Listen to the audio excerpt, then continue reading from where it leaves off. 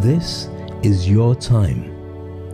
You've worked very hard to get where you are, an inspiration to many, a mentor, a rainmaker, and a successful boss. But the one thing you've never done well is now the one skill you have to learn: public speaking. Great leaders throughout time have always shown their power from the stage.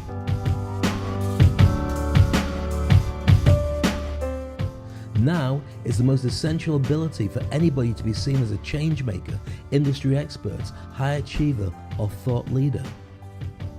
Do you have a fear of public speaking? Are you missing out?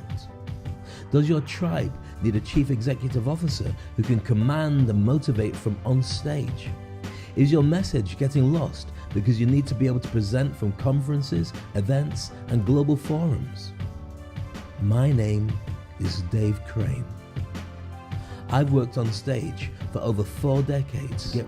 I've done every kind of entertainment, global forum, and I train leaders around the world to find their voice, realize their power, and dominate their industry. I've worked alongside some of the smartest names and most respected business coaches in the world. I train world leaders, industry experts, and high achievers to speak. What do you need? Do you need to share an idea, a theory, a formula, or an invention? Do you need to position yourself among the best of your peers as a key voice to lead into the digital age? Do you need to elevate and grow your personal brand? Are you ready to share stages and concepts among the most innovative minds, producing viral videos and great speeches on a global scale? Most leaders who are great communicators fail with a microphone because they don't know stagecraft. They don't know how to engage, entertain, and motivate large crowds. But when you do know how, it's just like breathing.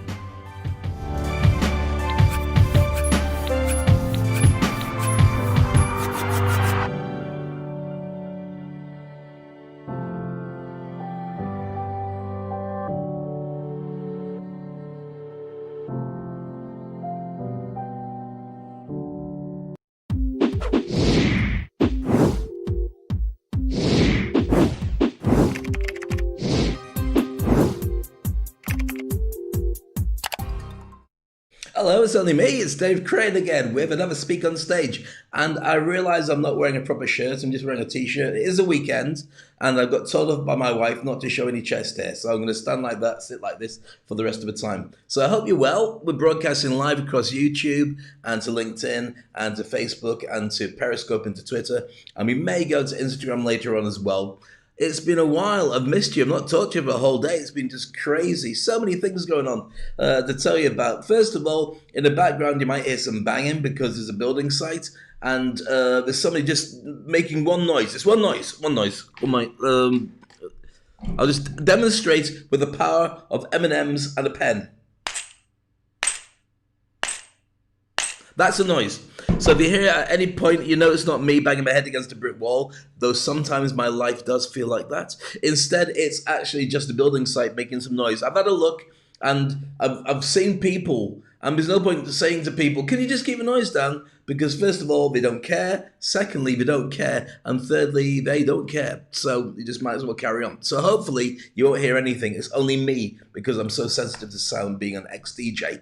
Which means I'm really kind of deaf, but at the same time, I hear sound all the time. So like if you go to the cinema, for instance, I don't know if you ever go to the cinema, we don't go to the cinema anymore, but when we did go to the cinema, I'd walk in and I'd sit down and as I'm watching a movie, whether it's Frozen 2 or something, I've been really waiting for ages, usually Marvel movies or whatever the family wants to go. Because the favourite thing I'm missing is on a Friday, we'd all go to the cinema, we'd all go and sit there, popcorn, and it was great, but we don't do that anymore because we don't want to die.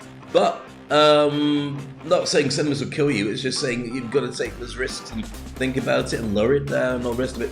But my favourite thing was going on a Friday where it was empty, because the one thing I can't stand is people who sit in the cinema and talk. Ooh, look at that. Oh, that's the actor. That's the actor who used to be in such and such, isn't it? Yes, it is. Yes, it is. Shut up. I didn't say shut up. I go, shh. I know what to do. usually nothing. I'd have to turn around after a while, and the thing is, you can't threaten to be big and hunky and beat people up in a cinema. First of all, you can't do it because it's a ridiculous thing to do. Secondly, if you do threaten people, what are you going to say?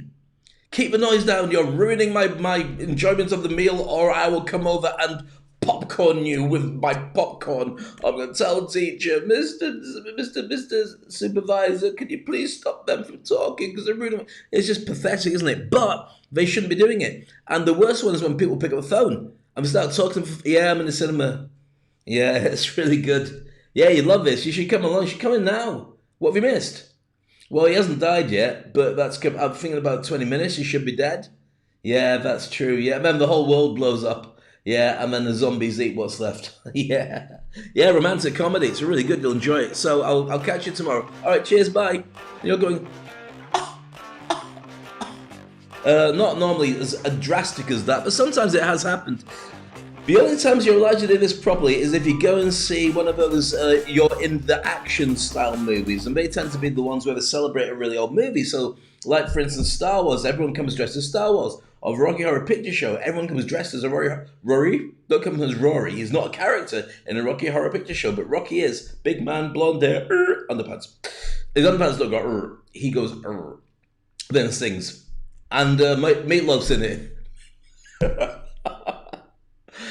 I do not mean Meatloaf's in his underpants. I mean Meatloaf's in the movie Rocky Horror. Just look. Meatloaf's the singer. I'm getting excited now because I like Meatloaf. Not eating Meatloaf, the singer is really good. His video is fantastic and he's a really good actor and really good funny guy. Digging a hole in the ground. Anyway, today's show, I should tell you about that and change the subject completely.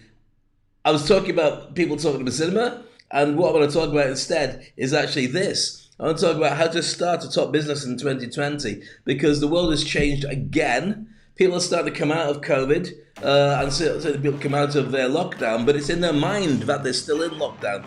And the business world is still kind of challenging because all the things you'd want people to start embracing and doing, they're all very reticent to do it. There's money around. There's always money around. This is the thing about recession. When people say, oh, nobody's spending any money, it doesn't mean there's no money. And it does mean that people are spending money, but it's not spending it on you.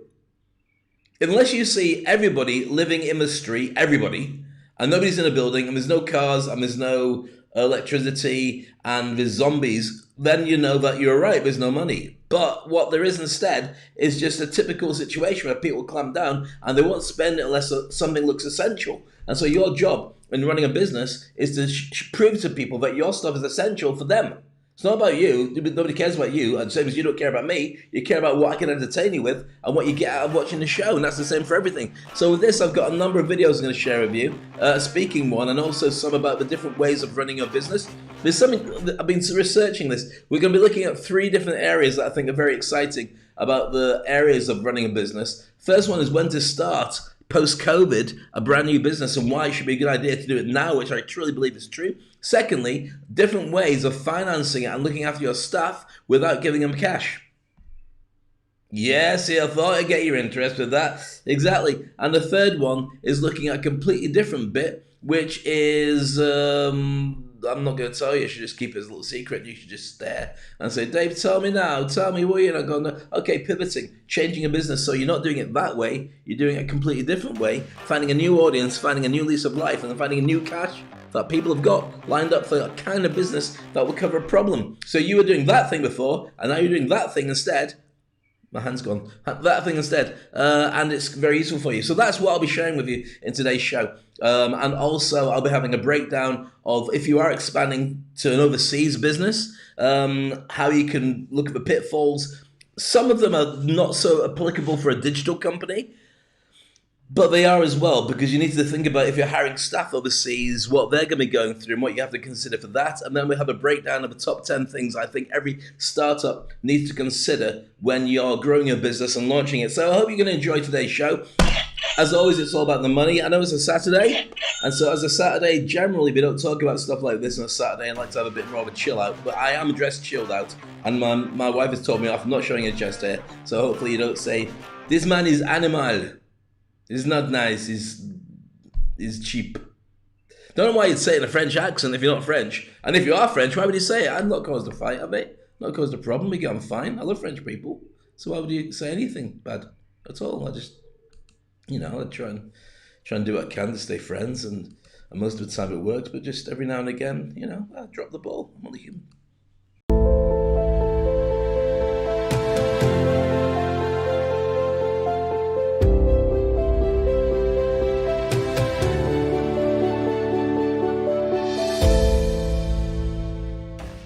So it's a very exciting time for anybody who's in business, and if it's a weekend for you, then that's great. For me, it's difficult to choose a weekend purely because the stuff I do is not like really work. I mean, I do these shows and I consult in companies and I train people to be great industry experts.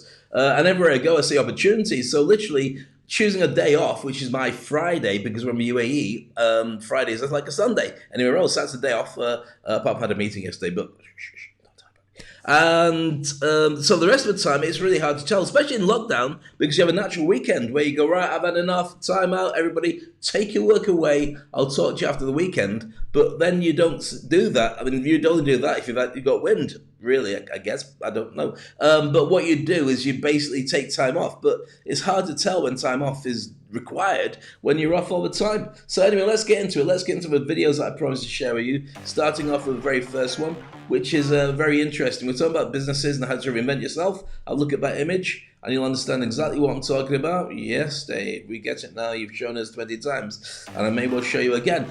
And so this is really all about the way that a business would reinvent itself, especially if you're losing your job. If you're thinking about where you go next and how to do it, now is a perfect time. Some of the biggest companies of all time started as a direct result of being stuck during a lockdown pandemic, or not during a lockdown, during a recession. And they said, well, why don't we just try our thing? And so when you look at the likes of Uber and Instagram and who else did this? Who did it? Brain's gone empty. But anyway, 2008, 2012, we had some incredible companies that just started up because nobody else was doing anything, and they went in and jumped in and said, look at this. Everyone went, wow, that's a great idea. And they made a ton of cash. So we're going to show you first videos. First one is all about when to start your special venture.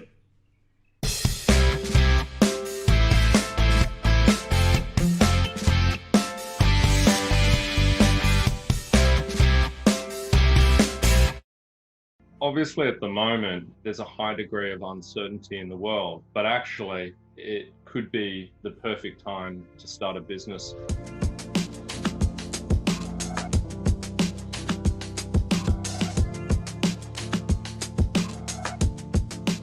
It's obviously a challenging time. At the same time, with adversity does come opportunity. If we take a simple example like a cafe, people just might not be visiting, you might not be able to be open at the moment. But if we observe consumer behavior, there's still huge demand for coffee. What we're seeing is huge surges in online demand for coffee. There's an opportunity to offer items. It might be coffee beans, equipment to make coffee at home, to help people with their at-home coffee needs.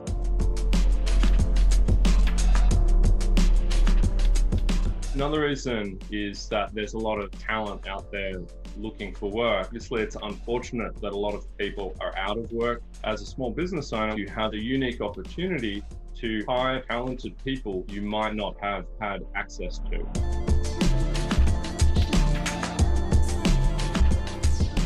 Obviously, a lot of us are spending more time at home. Lots of services can help you get a fully functioning business with a laptop and a few credit cards within a day. You can build a website now without knowing a web developer.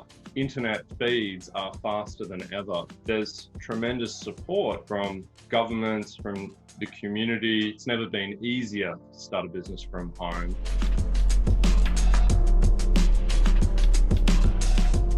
Speaking from my own experience, I started my own business 2008, right in the middle of the global financial crisis. It was both scary and terrifying, but really exciting. What I found that smart investors were still investing, and over that 12 years, I've seen hundreds of thousands of small businesses and entrepreneurs follow their own dreams. So there's huge opportunity for those entrepreneurs who are brave enough to start their business today.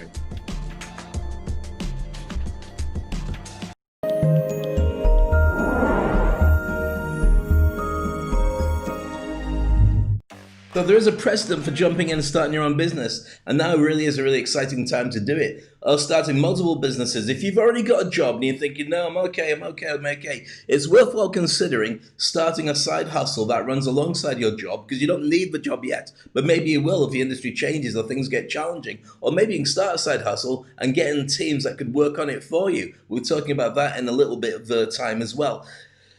Everybody should be considering having 1.5 jobs. If it didn't have beforehand, then definitely you really need to think about having it now, because nothing is certain apart from the fact that there will be changes every single day. You turn on the news, if you pay attention to the news, and something hits you and you just go, what? When did that happen? Just now? No. I'll leave the news. I'll leave it for about 3 days. Switch it on again. What? When did it happen? In the 3 days that you weren't paying attention, and this has happened just now. Now, I'm not saying watch the news all the time. I would definitely advocate not doing that. But what I'm saying is there's a lot of changes, which means a lot of opportunities and a chance for you to really step up in your own personal business. So I would always consider thinking about at least what you could do to start something up. So let's look at next different ways that you can actually finance your business without having to get some of your really essential cash flow and giving it away just to keep afloat.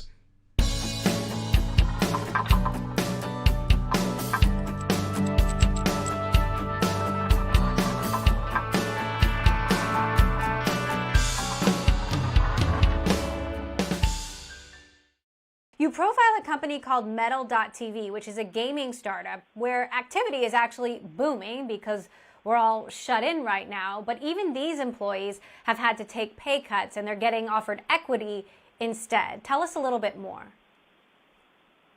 Sure. So this is one of the companies that has actually been doing well during the coronavirus outbreak as people are staying at home and gaming more. But they were in the middle of raising their Series B round of funding, and they said, you know what, we don't know when that's ever going to happen because as VCs and others have warned, funding is likely to dry up as people are kind of worried about the risk out there. And so the co-founder that I spoke to said, we need to conserve cash so that we can have a runway for the next 18 to 24 months. And the way they did that was they asked everybody if they wanted to take a salary decrease, a pay cut, and in return, stock units, which will vest over the next year. So tell us a little bit more about how broadly you anticipate this will be. We're hearing from investors, we're hearing from operators that the advice that companies are being given is if you have to lay off people, if you have to make cuts, do it now and cut deeper than you think you will need to cut so that this isn't death by 1,000 cuts. Do you think that we're going to see a lot more companies employing this strategy? I think it's right. I mean, there is not a day that's gone by over the last 2 weeks that a startup has not announced layoffs. There's this layoff tracker even that's popped up that's already tracked 24,000 startup jobs that have been cut. And so that's certainly the easiest, fastest, and most direct way to conserve cash. What these founders are trying to do is to say, you know what, we really believe in our business and if our employees do too, let's see if we can kind of offer them a slice of the future earnings by cutting back their salary now. And it's a way to really avoid that pain of the layoff.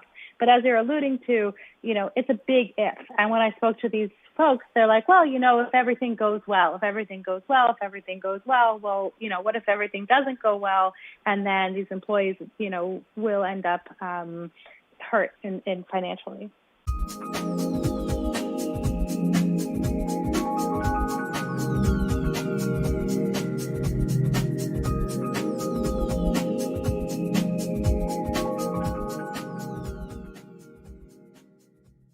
We're nearly 4 months into the pandemic, and small businesses are still demonstrating just how versatile they are. Entrepreneurs are pivoting their operations to do a myriad of things, including helping disinfect grocery stores and supporting other startups.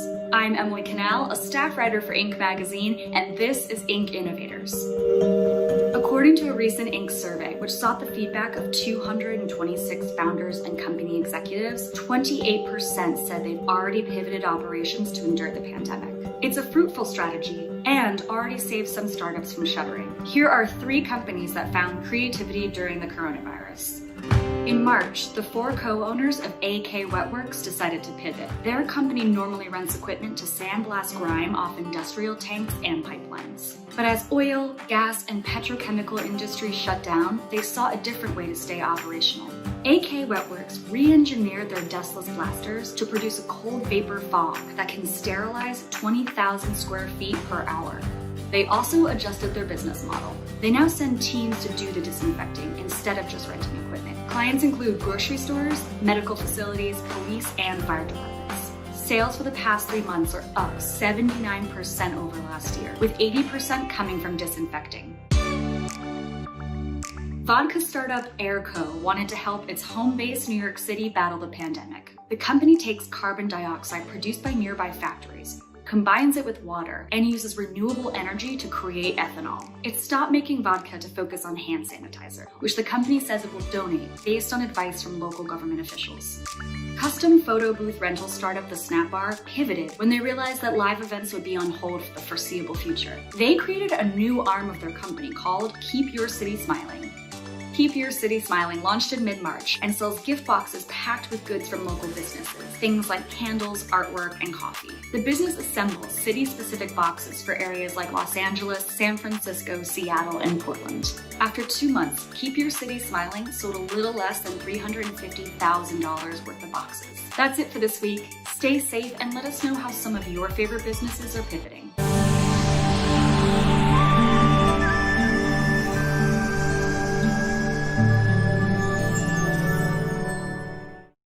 So welcome back. A few challenges there on my end with the tech stuff, but hopefully we're back again and laughing and all should be groovy. Don't know what that big gap is there. That's nice, isn't it? What's that? Oh, the aliens have landed. Oh, it's gone fantastic. Right, so we're talking about this. Today's show is all about the ability to start a top new business in 2020. I'm going down some of the ramifications, things you need to consider to do it effectively. Right, so you got your business and you're thinking, right, I really want to expand it. Now you're going online because there's lots of different reasons why. First of all, people aren't going to shopping malls. They're not doing the stuff they used to do. People aren't connecting the way they used to. Excuse me. Oof, dear. They will again in the future. Just get rid of that. Breakfast is a beautiful thing. And they will come back to it, but that might not be enough time for you. So expanding to the markets is worthwhile, but also might mean starting a business abroad. If you're starting up abroad, a few things you've got to think about. First of all, number one, language barriers. Everybody doesn't speak English, you know, or whatever language you have. Many people do. It is a business language of the world, but you need to consider, is it worth learning a language? Is it worth going for a translator? Is it worth hiring an agency who's going to then get somebody to look after you or look after your stuff? In many cases, you don't need to actually speak to the person you're working with. You just need to be able to instruct them to be able to get the stuff done. But if you really want to have an effective team and you want to be able to motivate them, then that language barrier really does matter. Also consider the language barrier to be slang. Sometimes what you might perceive to be a thing that everybody says might not be in a different part of the world. Or the cultures might be different as well, so think about that. All right, number two, get good local advice. Get onto people who live in the area, if you can do. And if you can't do that, then Google as much as you can do about the place where you're looking to expand into to find what they need and what they want. This is also not just about doing business, but also about considering your staff in those places as well. Understand local customs. Some things that you might offer might be completely different from what they have, and they might be incredibly offended, even though you get on every single thing other than that. So, for instance, growing up in the UK, I grew up in a party area. I was a DJ for many years, and all the gigs and all the bars, nightclubs, radio. And that involves drinking quite a lot on behalf of me and everybody else. But when I went to move to the Middle East, drinking wasn't part of the culture. It was in some places, but most people don't drink. So you can't really expect everybody just to party the way you used to. And also think about it the way that you used to. So as a result of that, you've got to change the way you do stuff. You can still do stuff, but you just got to think about it in a different way, be more creative, be more family friendly, and also be more innovative. And that's a real challenge, but also it's really rewarding because it makes you stand on your toes and think about things in a different way than you were used to doing before and come up with innovative things that nobody else is doing. And that's why you can survive and do well in any region. Okay, make local connections. Make sure that you have people on the ground in the place who can tell you what's going on for lots of different reasons. Not just because it can bail you out if you get it wrong and you end up getting locked up, but also because it can say, don't do it that way, or do it this way, or share with you new opportunities that are around the corner that you wouldn't know about. Like next week, we have this special festival, and you didn't know about this, but everyone's looking for something that you are offering already. So let's market that to people. Woohoo! You wouldn't know unless somebody had told you. True. It's all about the money. See, we don't see this for a little while. Yeah, it's all about giving you opportunities to make some serious cash. Okay, so next up, have a physical office. Well, okay, make sure there's a product market fit. We've got this already, making sure what you offer works in that market. If it doesn't, then don't waste your time on it, because you may be able to change it and pivot it. But alternatively, if it's your hedgehog and what you do really well, something you're really excited about doing, then you might be wasting your time, spending your time doing that, and you'd be better off taking it to somebody who really wants it, which is one of the first rules of business anyway. Don't waste time on people who don't want your stuff. Waste time on people who really want it. And that includes, don't do stuff that you want to do, but there's no market. Do stuff that people would want. Okay, have a physical office. I don't agree you need to have a physical office, but I do think it's useful to have somebody on the ground physically if you can contact them just in case. I mean, for logistics' sake, unless you're sending a digital detail to people, a digital product or service, in which case you don't need to have anything on the ground. If it's something physical that you send, whether it's books or cakes or jam or something, it's always useful to have a local distributor who can pick up the phone and just double check to make sure things have arrived. Sometimes they haven't arrived on time for something specific, and it might be because there's roadworks or a car accident or something, and there's no way of checking unless you have somebody who lives there who can check on it, because that might be a deal breaker for you in the future with certain clients. Okay, start partnership programs. Get onto different ways of making people who live in that area want to benefit from working with you, whether that's affiliate sales or they contribute and you contribute with them. Maybe you set up a website that sells their stuff and you're working together like that. There's lots of ways of doing it. But when you do it sort of in those directions, you've got people who are working for you for free or working with you for free, because you only earn together when you earn together. And that makes a lot of sense, certainly taking the pressure off you having to finance everybody and wondering who's legitimate and who's a little bit dodgy, taking your money and actually doing nothing for it. Account for time differences. Since we've been in lockdown, last night I was talking to people in the US. I was talking to people based in Germany and in Holland as well. I talk regularly to Singapore, to India, to Australia. Literally all the time. It could be a time zone that way or that way, and you have to be really aware of it, because if you catch people at the wrong time, not even if it's during their normal stay awake hours, I'm not talking about getting them up overnight, but you know that people are going to be tired and they're going to be ratty, and what might be really enthusiastic for them might not be so much for you, and vice versa is true. If you get people when they've just woken up and you're really tired and just want to go to bed, they're going to see you as being dopey and low energy all the time. And so you've got to get some happy medium, or at least let them know that you are normally sparking, but you've been working now for 8 to 10 hours. So you might be a little bit low in energy, but you're really enthusiastic about sharing it. That makes sense? It's all about the Benjamins. I don't know if it's called Benjamins. Wherever you live, money might not be Benjamins. I don't even know why I'm called Benjamin. Benjamin Franklin's because it's on the cover of one of the notes from America. That's what, anyway.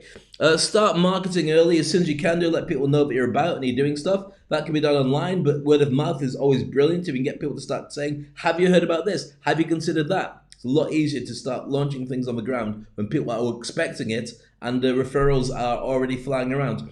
Account for travel expenses, not so much of a problem right now, to be honest with you. Nobody's traveling, or at least not traveling the way that they used to, but it is a big factor. If you're going to send people over to overseas to a property, you're talking about taxes, you're talking about visas, you're talking about flights, you're talking about travel from airport to places, and taxis, I said taxes first, and taxis next. And then you've got food and accommodation. These can be really expensive. They can, especially if you've got the higher end of a business where you've got to be seen to be doing the very best of everything. You send 2 staff and that can wipe out a load of money even before you've got a guaranteed sale or any kind of business. So it's worth considering around.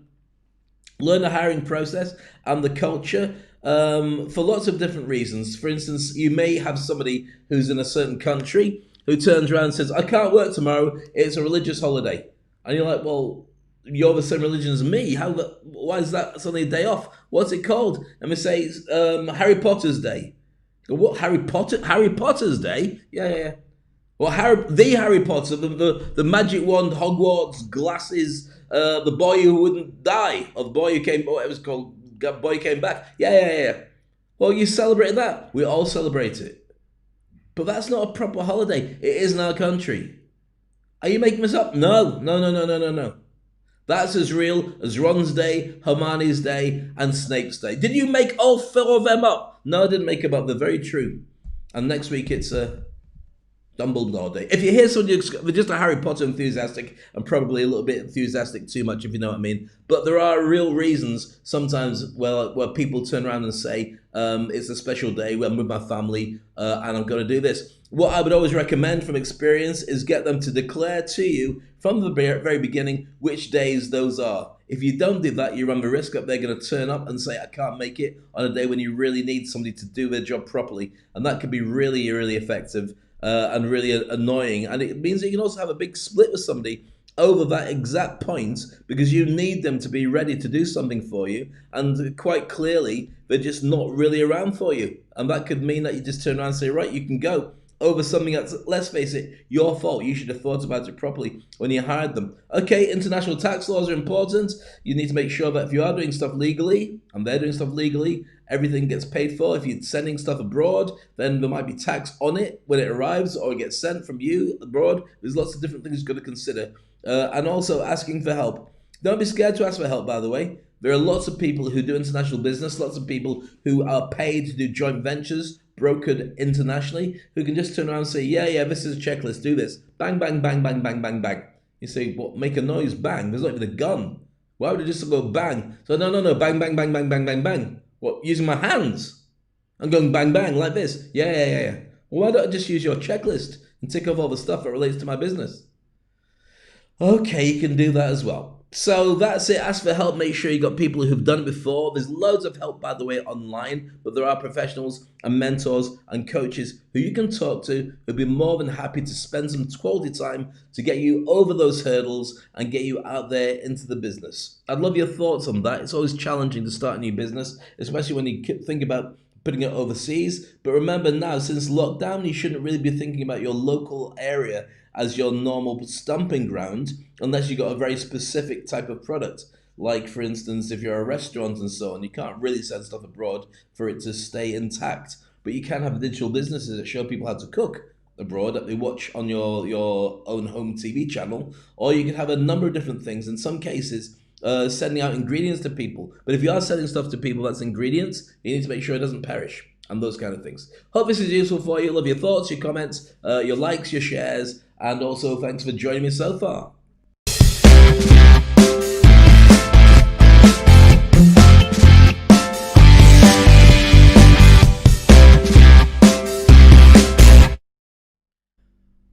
Welcome back to Speak on Stage. My name is Dave Crane. As mentioned, as always, this is today's subject, how to start a top new business in 2020. So we're going to go for a couple of things that I think are really essential for you to be good at doing it. All right, let's start off for this one. Give a tidy overview of what your business is truly all about. If you want to make sure that people can gravitate towards you, and you also want to make sure that you know what you actually sure what your business does. Because sometimes you go, what about if I do this and do that? And people say, what is this and that? And you go, I don't really know. I was hoping it would work. And clearly in that case, it doesn't work. So you need to spend quality time of your own before you go and approach anybody financially or otherwise. And I should dance like that. Is that it? Like that? No, don't do that again, Dave. Just remember, because it hurt your neck.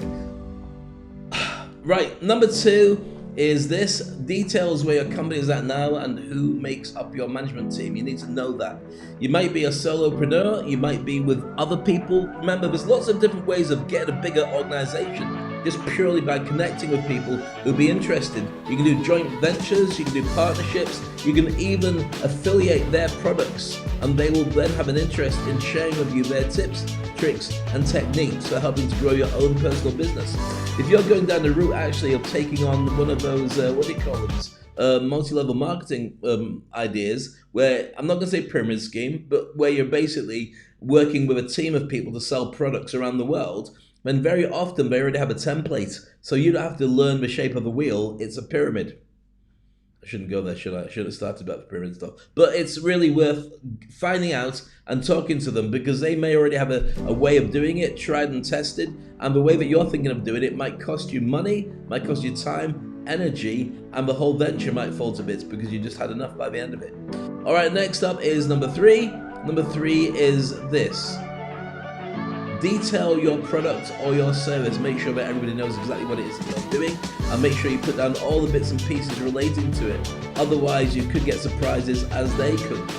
Number 4 is know and understand your customers. Every single customer should be treated specially. Why? Because if you don't, they will leave you. That's number 1 reason why they stop working with you, because they don't feel special, and it's not even about the cost. That's a secondary thing. If you go to a coffee shop and when you walk in, they say, "Hi, Dave," and you say, "I'm not Dave, I'm John." I say, "I meant John," and then you sit down. Okay, forget that. Walk in another place, and they know your name, and they know where you like to sit, and they know what you order, and they get the right temperature, and they let you sit for as long as you want and do whatever you want, and they introduce you to the manager, because the manager says, "Who's that person over there, you know, who's got a feet on the table?" Say, "Oh, that's our special guest. Come over, and I'll introduce you." And they do that. Don't put your foot on the table, especially if you got coffee, you might knock it. But the point is that they know your name, they care about it. You don't care how much it costs for the coffee, because you get treated really well, and you'll go back again and again because it kind of counts. You know what I mean? And that's true for your customers too. There we go. Got some noises coming through. I don't know where that came from, but anyway. List your direct competition. You hear that? Get some noises on my computer. Go to this. Let's go. Go to this. You can hear it anyway, could you? Okay, anyway. List your direct competition. Know who you're up against. You might want to make friends with them. There might be enough of a pie to share with them, but you might want to see what they're doing so you don't end up making the same kind of mistakes that they're doing. It's always good to know, because it's good insights. If you go off blindly and go, "I've got no competition," then they will probably go, "Shh, shh, shh," and will laugh into their hand or just blow their nose on their fingers. And you might end up in a situation where you wish you'd done that extra bit of research. Set aspirational goals, number 6, but make them realistic. I do believe in a bit of both. So make sure it is something you can achieve, but also at the same time, you're doing something spectacular. So go for it. But you need to be aspirational and realistic about your targets. If you say that you want to go and get this amount every month, and it's unrealistic, then you also have to have 2 versions. One that you can do, one that maybe is doable but still keeps you afloat. Does that make sense so far? Yes, Dave. Let me turn the music down slightly, because I love this music, but it's kind of a little bit annoying. Okay, much better. Is number 7. List your risks honestly. I'm a real believer in taking risks. Jump and grow wings on the way down is my favorite phrase. But also, you know, if you are tapping into a market that might not respond to you, or you're thinking about something that people might not want to buy into, or doing some challenging stuff, then make a note at least of it, so if something does come around and bite you, you've got preparations for it. Big surprises are the things that you don't really want if you go in the wrong direction when you're running a business. And so as much as possible, you want to make sure that you're on top of everything and you don't have any super surprises, especially if you've got sponsors or you've got a team that really needs you to help them out, or you've got stakeholders who really want you to be on top of everything. They do not like surprises, especially the financial ones that cost them. Okay, lay out your marketing strategy. I would always start with that as soon as you know your product. And your marketing strategy can be a work in progress. It can alter, but you really need to begin considering things online as well. Maybe even having a TV show like this to help people to know how to work with you and get very excited about what you can do together. Do all the maths, work out all the things. That's number 9. Make sure that financially you've got everything in place, because once you've got everything in place like that, it means you can work on other things, and it means that your stuff won't disappear. Typically, for anything that goes on in business, it will take twice as long to come through, and it'll cost twice as much as you expected it to. And that's just a standard business thing. So just bear that in mind when you're putting your money together and counting your pennies and wondering what happens next. And the last thing is this, number 10, is explain your manufacturing process. You might not be manufacturing something, you might be creating something, you might have services. Like me, you might be coaching and mentoring people, but advising on people's businesses as well. You need to have a methodology for doing it, and people need to know when's the right time to catch you and how to book you, as much as everything else. So those are the things I'd recommend that you look at. I hope they're very useful for you, and we'll be revisiting that in future episodes. I love your thoughts and comments, by the way, because I think this is such an important subject about starting your own business, whether you're doing it as a speaker or you're using speaking as part of your marketing. Everybody should be considering, in my opinion, having a business in the household. If you're married, then one of you should be running something, or collectively you could do it. And if you've got kids are smart enough now to help you with the marketing, even after the age of 8 or 9 or 10. You think I'm joking? I'm not. They know more than you do. Trust me in this. So next up, we're going to look at how you can really reposition yourself in the market as an industry icon.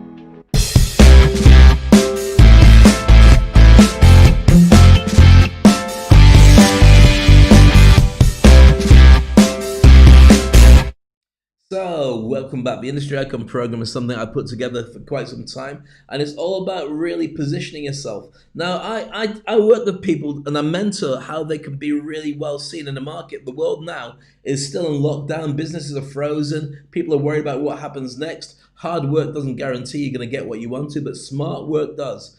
And I want to share with you a video as we talk about this. If you're interested in becoming a better speaker, then go to SpeakOnstage.com. And there's a whole training program and modules at a super cheap rate for you to be able to learn very easily to become a very effective speaker.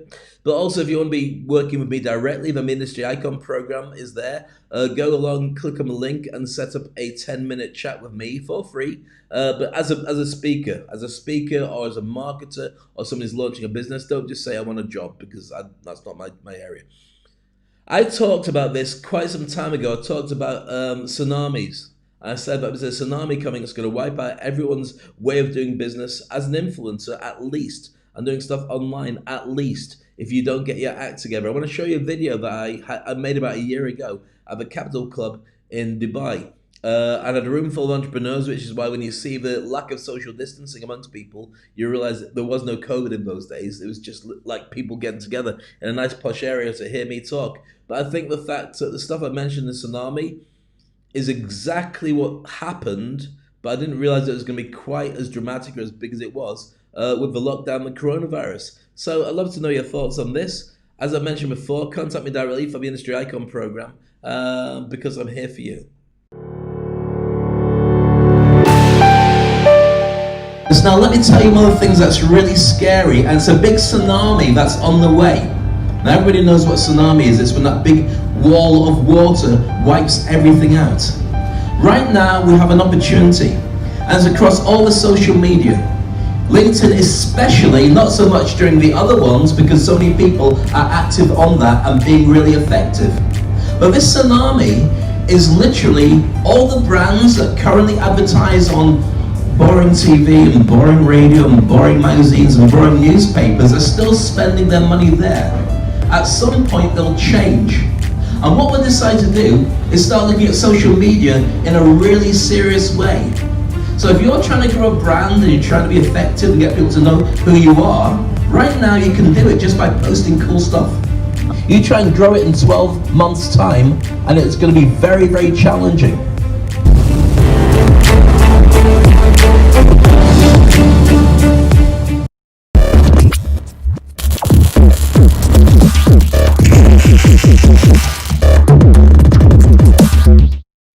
So true, wasn't it? Who would have thought that would come to pass as soon as it did? Literally, that was less than a year ago at the Capital Club. It was a great gig, actually. Lots of really good friends from Tinternet.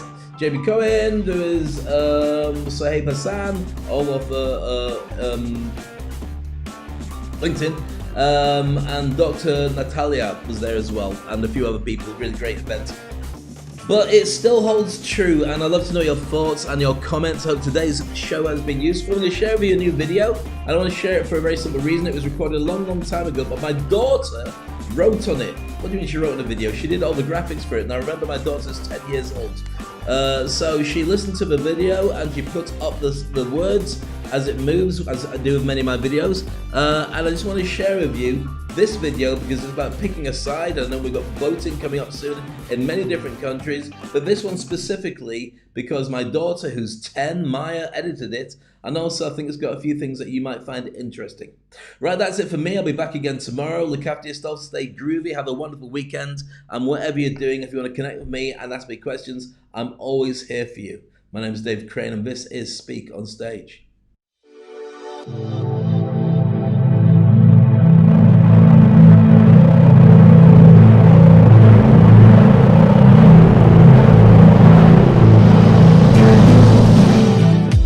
Hi, I'm Dave Crane, and here's what I want you to do. I want you to pick a side. Choose an argument, choose an enemy, choose a position.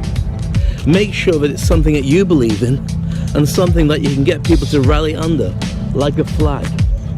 I don't care if you're on one side or the other side of the argument, but be something and be open. For those that don't declare anything, they'll never know. What was your life worth? What difference did you make? Did you make the world a better place? Or did you just sit by and let everybody else make those decisions? Did you let the planes fly overhead? Or did you get stuck in and say, this is my journey, this is where I truly want to be?